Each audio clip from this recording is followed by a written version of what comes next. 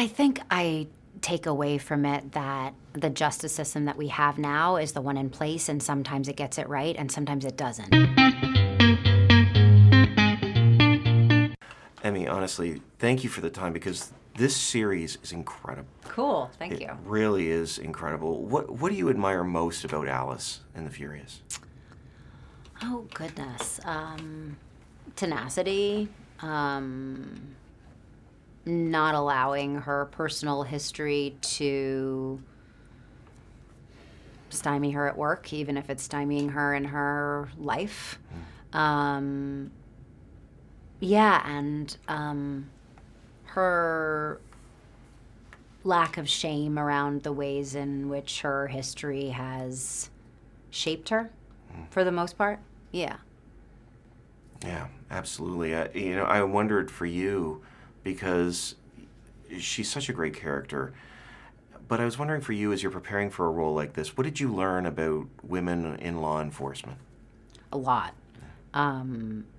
How much they held hypervigilance with them at all times, as a lot of women do, but specifically it feels like a superpower in law enforcement to be reading the room at all times. Their ability to kind of shapeshift and connect with the people that they're talking to, witnesses or subjects or suspects. How powerful they were physically. Certainly very different than me in many ways.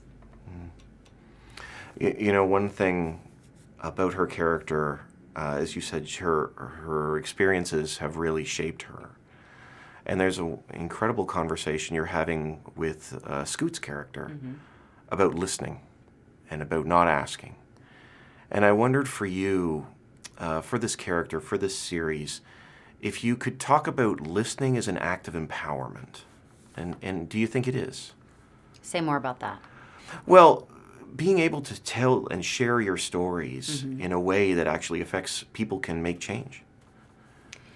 Yeah, I mean, I think that's, what storytelling is. And I think listening without judgment is something that the characters are particularly kind of profound at. There seems to be this kind of invisible thread between the FBI agent and the serial killer that makes them more parallels of each other than they or we might initially think. And I found my allegiance kind of ping-ponging between both of the women as they were going about their journeys and looking for justice and maybe vengeance.